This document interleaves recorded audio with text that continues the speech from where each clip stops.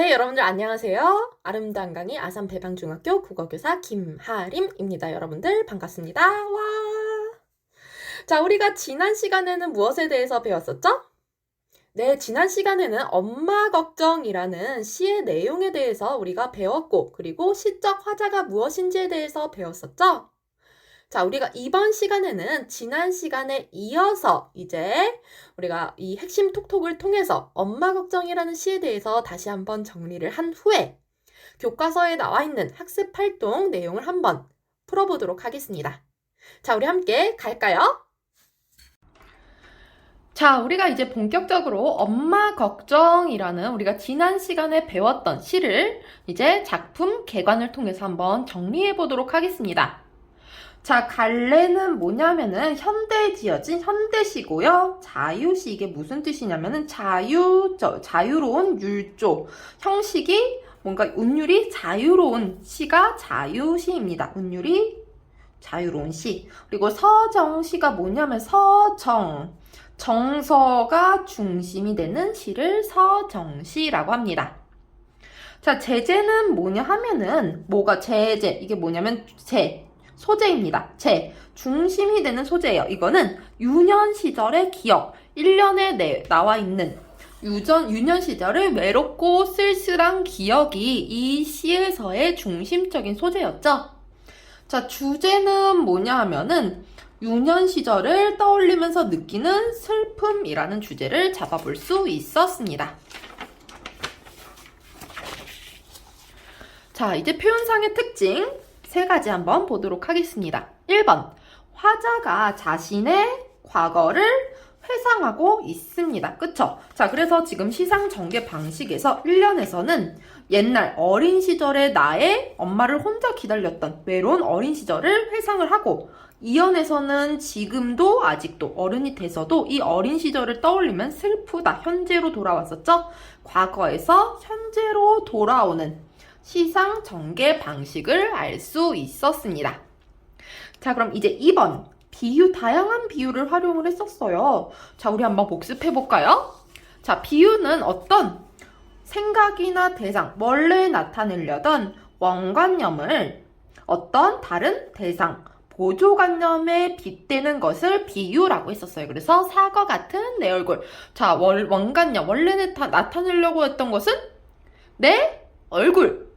자, 근데 이것을 뭐에 빗댔어요? 사과. 그러니까 이것이 보조관념이 되겠죠?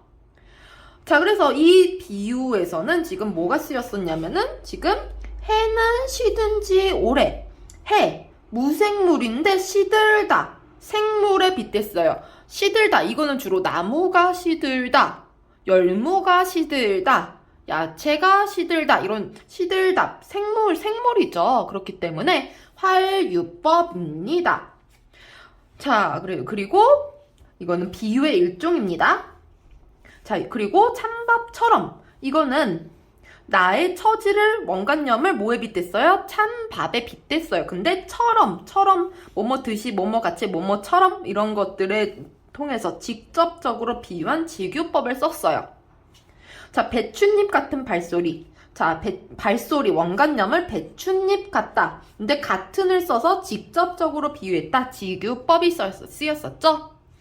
자, 타박은 뭐냐 하면은 어떤 엄마의 발소리를 타박, 어떤 소리를 통해서 나타낸, 비유한 의성어를 사용했어요. 의성어도 비유의 일종입니다. 자, 그리고 유년의 윗목. 자, 어린 시절, 유년 시절을 보조관념, 윗목에 빗댔어요. 자, 근데 유년의 윗목, 이거는 A는 B이다 형태예요. 그래서 비유의 일종, 은근하게 비유했어요. 은유법입니다. 자, 그래서 다양한 비유를 활용했구나. 이런 직유, 은유, 하류, 이성어를 사용해서 화자의 정서를 효과적으로 드러내는 효과를 지니고 있습니다. 자, 그럼 3번. 비슷한 표현을 반복하고 있었죠? 자, 다시 한번 볼까요? 우리 엄마 안 오시네. 여기 안 오고 안 오시네. 우리 엄마 안 오시네. 앞부분에 놓여서 강조가 되고 있고, 그리고 행과 행은 띄어서 읽어야 돼요. 그래서 우리 엄마와 안 오시네 사이에 띄임으로써 이 화자의 안타까운 그런 뭔가 외로운 이런 정서를 좀 더 효과적으로 드러내고 있습니다. 이 안 오시네가 여기서도 반복이 되고 있었죠. 엄마 안 오시네. 안 들리네. 자, 그래서 엄마를 간절하게 기다리는 화자의 목소리가 화자의 외로운 정서를 강조하며 또 어떤 효과가 있다? 운율을 형성하는 효과가 있어요. 비슷한 표현이 반복이 되면은 우리가 운율이 형성이 됩니다. 자, 이해되었나요? 네, 좋습니다. 자, 이렇게 해서 우리가 핵심 톡톡의 내용을 지금 엄마 걱정 내용을 전부 다 정리를 해 보았습니다. 자, 그럼 이제 학습 활동을 통해서 우리가 지난 시간 배웠던 학습 내용 엄마 걱정이라는 시를 한번 같이 정리해 보도록 하겠습니다. 자, 내용 학습 들어가도록 할게요. 내용 학습 1번. 이 시의 내용을 다음과 같이 정리해보자. 1년과 2년, 그리고 여기 1년은 유년 시절, 과거였죠. 2년은 현재, 과거에서 현재로 시상이 전개된다. 시상 전개가 무슨 뜻이냐면은 시에서의 생각과 정서, 그것을 시상이라 그래요. 시에서의 생각과 정서가 전개되는 방식입니다. 이런 것을 시상전개 방식. 그래서 과거에서 현재로 시상전개가 되고 있어요. 자, 그래서 유년 시절에 엄마가 시장에 갔어요. 그래서 나가 집에서 혼자 숙제를 하면서 엄마를 기다리고 외롭게 이렇게 울고 있던 아이의 모습이 나타났었죠. 과거에서 이제 현재로, 이연에서 현재로 와서 나가 유년 시절을 회상하면서 내 유년을 윗목하면서 울고 있는 이런 모습이 나타나고 있습니다. 자, 그럼 이제 2번 한번 가보도록 하겠습니다. 이 시에서 어떤 표현이 인상 깊었나요? 그 표현에 관해 짝과 함께 이야기를 나누어 봅시다. 자, 한번 볼까요? 해는 시든지 오래라는 표현이 굉장히 인상 깊었어. 해가 지는 것을 시든다고 표현한 것이 굉장히 독특했거든. 그렇죠. 우리가 이거는 무생물인데 시들었다. 이거는 열무, 나무 이런 것들이 시들잖아요. 그래서 굉장히 독특한 표현입니다.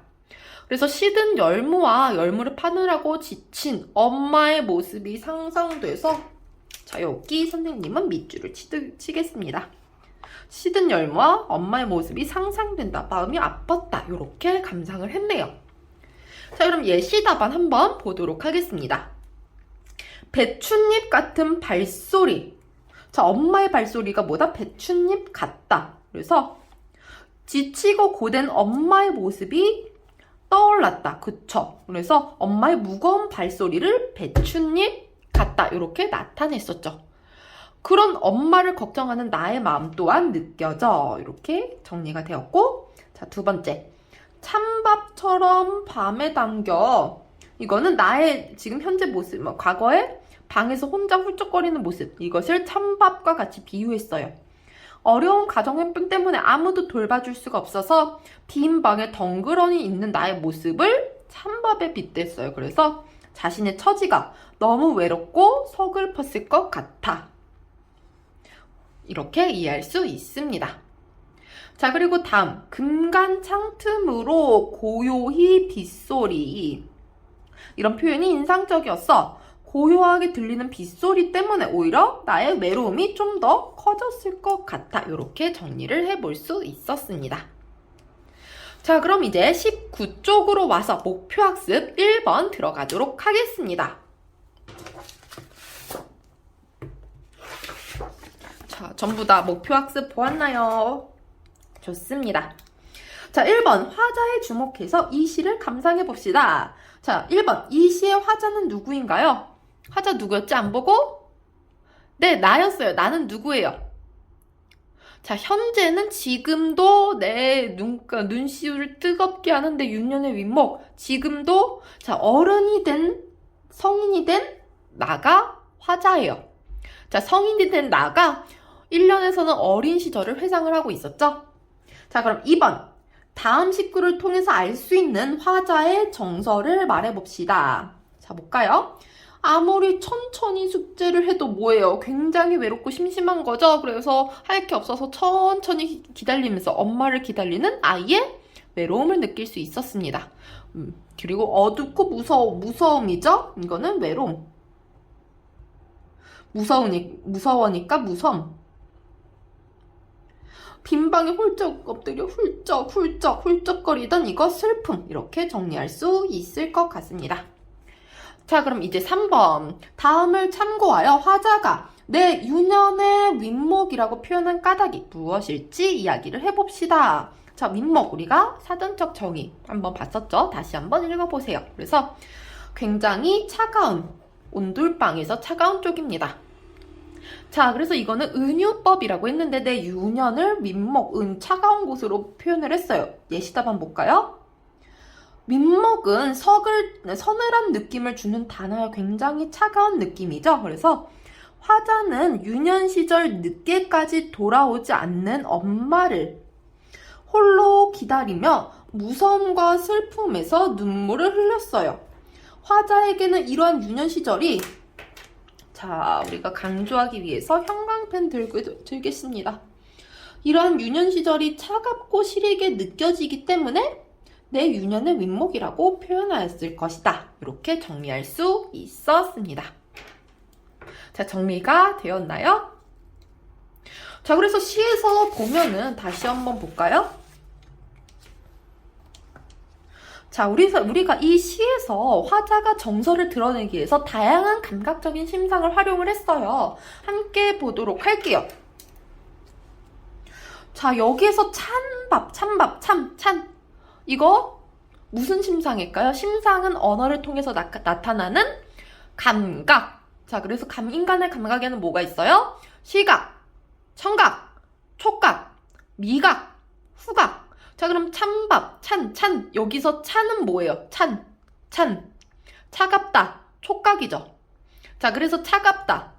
차갑다라는 촉각. 그리고 밥은 시각이겠죠. 자, 그리고 지금 여기서 빗소리. 이 빗소리 무슨 심상이었죠? 소리니까 청각적 심상이었어요. 자, 그리고 맨 아래 보면은 윗목은 차가움이 느껴지는 시어라고 했었죠. 자, 그래서 우리가 이 시에서 엄마 걱정이라는 시에서 우리가 어린 시절의 외롭고 쓸쓸함을 감각적으로 우리에게 인상 깊게 드러내기 위해서 다양한 심상을 쓰고 있는데, 이런 빗소리를 통해서 청각적 심상을 통해서 외로움을 고조되는 상황을 나타냈고, 그리고 찬밥에서 윗목에서 어떤 추운 느낌을 통해서 우리가 외로움을 강조하고 있구나, 이렇게 알 수 있었습니다. 자, 그러면은 4번 가보도록 하겠습니다. 1.3 활동을 바탕으로 하여 이 시의 화자가 궁극적으로 말하고자 하는 것은 뭐예요? 유년 시절을 떠올리면 내가 아직도 성인이 돼서도 슬픔을 느낀다. 이것이 화자가 궁극적으로 말하고 싶은 것인 것 같습니다. 자, 그럼 이제 다 정리가 되었으면 20쪽으로 들어가도록 할게요. 자, 전부 다 보았나요? 좋습니다. 자, 화자를 달리해서 엄마 걱정을 다시 써보재요.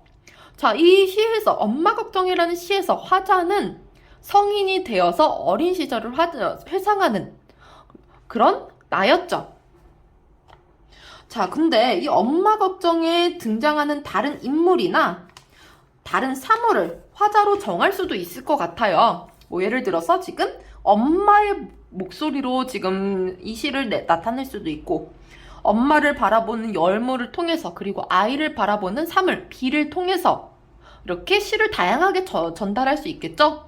또는 시적 화자가 작품 밖에서, 작품 속에 나타나지 않을 수도 있어요. 자, 이렇게 시적 화자가 달라지면은 어떤 느낌이 어떻게 달라질지 한번 상상해보는 활동이에요. 자, 그리고 엄마 걱정에 등장하지 않는 인물이나 사물. 예를 들어서 나의 친구라는 새로운 인물들을 설정을 할 수도 있고, 옆집 사람, 달, 이런 것들을 설정할 수 있어요. 자, 그러면은 내가 정한 화자, 예시답안에서는 엄마로 정했습니다. 자, 그럼 엄마로 정하면은, 자, 여기서 시에서 드러나는 정서가 어떻게 달라질 거예요? 엄마로 정하면. 시에서 드러나는 정서는 엄마로 정하면은, 엄마는 아이를 생각하면서, 열무 팔면서 아이 생각하면서 어떻게 했어요? 내가 이렇게 가난한 엄마라서 아이를 참 혼자 홀로 냅두고, 굉장히 미안합니다. 그리고 아이가 홀로 있어요. 굉장히 어린아이가 걱정되죠. 그리고 내 처지가 슬프죠. 자, 자식을 위해서 돈을 벌어야 한다는 책임감도 있을 거예요. 우리 아이는 내가 책임져야 돼. 그리고 굉장히 삶이 힘겨울 거예요. 요런 다양한 복합적인 정서가 나타날 수 있겠네요. 엄마로 화자가 바뀐다면. 자, 근데 지금 나의 친구나 옆집 사람, 이렇게 친구나 옆집 사람이 엄마와 혼자 남은 아이에 대해서 시를 쓰면은 시적 화자가 이렇게 달라지면 어떤 정서가 나타날까요? 옆집 사람이나 친구는 나나 또는 젊은 엄마, 이 아이를 행상을 통해서 홀로 아이를 키워가는 이런 엄마를 보면 어떨까요? 굉장히 불쌍해요. 굉장히 딱해요. 야, 저 집 봐봐. 굉장히 딱하지. 이런 느낌이 들 것 같아요.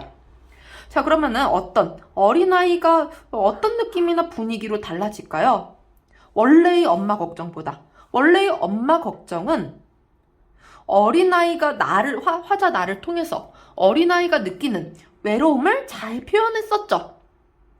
자, 근데 나의 친구나 옆집 사람이 이 집에서의 엄마와 이 어린아이의 상황을 전달을 한다면은 좀 더 객관적으로 상황을 전달할 수 있을 것 같아요. 그리고 그 모자를 보는 또는 모녀를 보는 불쌍하고 딱한 이런 느낌이 드러날 것 같아요. 하지만 어린아이가 느끼는 외로움은 좀 더 잘 드러나지는 않을 것이다. 이렇게 알 수 있을 것입니다.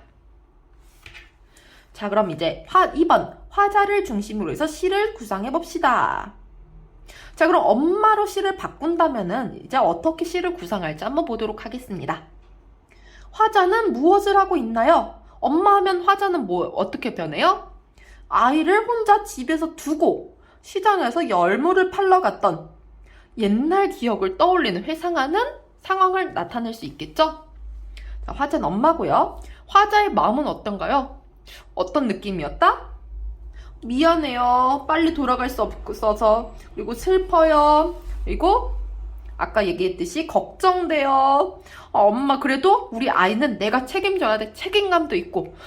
난 참 삶이 힘겹다. 힘겨움도 있을 것이다. 이렇게 다양한 정서가 나타날 수 있을 것이다. 라고 이야기를 하였습니다. 자, 그리고 말하고자 하는 것은 어떻게 바뀔까요? 자, 자식에 대한 사랑, 그리고 혼자 냅둬서 미안한 이런 마음이 드러나는 시의 내용으로 바뀔 것입니다.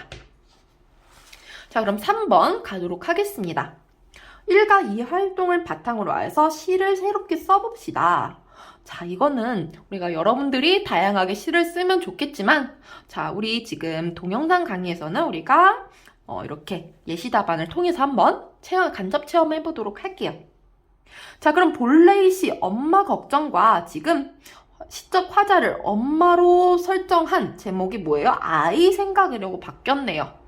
이 엄마 걱정과 아이 생각의 시에서의 내용, 분위기 이런 것들이 어떻게 달라졌는지 한번 비교하면서 감상을 해보도록 하겠습니다. 열무 30단을 이고 시장에 갔었지. 엄마의 상황이죠. 빈 방에 홀로 있을 아이. 자, 시장에 가서 열무를 집중해서 파는 게 아니에요. 시장에 가서 팔면서도 우리 홀로 있을 텐데 너무 걱정되죠? 어때요? 걱정돼요. 밥은 제대로 먹었을까? 뭘 걱정해요? 밥은 제대로 먹었는지. 혼자 훌쩍거리면서 숙제를 하고 있으려나? 얘가 지금 어떻게 지내고 있을까? 굉장히 걱정되고 있습니다. 자, 우리 지금 앞에서 봤던 엄마 걱정에서는 주된 정서가 뭐였어요? 무서워, 어둡고 무서워. 나 무서워. 그리고 외로움, 고얀 빗소리, 혼자 훌쩍거리던 외롭고 무섭고 슬픔 이런 정서였어요. 근데 여기서는 이 아이 생각에서는 아이에 대한 걱정이 주된 정서로 드러나고 있네요. 자, 그럼 3년 보도록 하겠습니다. 집에 가야 하는데 남은 열무 몇 단이 발목을 잡던 집에 가야 하는데 왜? 아이가 기다리고 있으니까 빨리 집에 가서 빨리 아이를 돌봐야 되는데 남은 열무가 몇 단이 내 발목을 잡아요. 이게 무슨 뜻일까요? 진짜 열무 몇 단이 내 발목을 잡을 수 있어요? 그게 가능해요? 대단한 열무네요? 발목을 잡다니, 인간의 발목을 잡다니. 그럴 수 없겠죠? 자, 이거는 무슨 뜻이냐 하면은, 자, 열무가 내 발목을 잡는 게 아니라, 이제 열무를 팔아야지 우리 생계를 유지를 할 수 있어요. 근데 집에 가야 되는데 열무 몇 단이 남아서 나는 집에 갈 수 없는, 집에 정말 가고 싶은데 집에 갈 수 없는 엄마의 정서가 나타납니다. 그래서 집에 가야 되지만 돈 벌어야 하는 책임감, 그리고 생계에 대한 걱정, 이런 표현을 이렇게 나타냈습니다. 아주 먼 옛날, 지금도 내 눈시울을 붉힌 그 시절, 내 마음의 빛, 이거 빛. 지읒이죠? 자, 이 지읒, 이 빚은 뭐예요? 부채. 내 마음이 어때요? 빚이래요, 내 마음은. 내 마음은 왜 빚으로 표현을 했을까요? 빚 뭐야? 빌린 것 같은, 그래서 미안한, 이런 마음이죠. 그래서 빚으로 표현한 것은 이거 내 마음이 어떻다라는 것을 알 수 있어요? 지금까지도 아이에게, 내 자식에게, 옛날에 내가 혼자서 쓸쓸하게 보내야 됐던 아이에 대한 미안함을 이렇게 빚이라고 표현을 했네요. 자, 그래서 자, 이렇게 비교를 해 보았습니다. 우리 엄마 걱정은 아이의 외로움, 쓸쓸함이 드러나는 반면에 아이 생각은 아이에 대한 미안함이 주로 드러나고 있었네요. 이렇게 정리를 해 볼 수 있었습니다. 자, 우리가 이렇게 해서 우리가 엄마 걱정이라는 시를 우리가 전부 다 정리를 해 보았습니다. 자, 우리 여러분들 굉장히 20분이라는 시간 동안 집중해서 잘 함께 공부를 해 주어서 고맙습니다. 자, 우리 다음 시간에는 우리가 교과서, 지금 교과서 24쪽이죠? 동백꽃이라는 단원에 대해서 우리가 함께 소설을 읽으면서 우리가 배워보도록 하겠습니다. 자, 지금까지 아산 배방중학교 국어교사 김하림이었습니다. 여러분들, 선생님의 동영상이 마음에 들었다면 우리가 구독하기 버튼을 눌러서 우리가 자주자주 우리가 확인해 주세요. 마치도록 하겠습니다.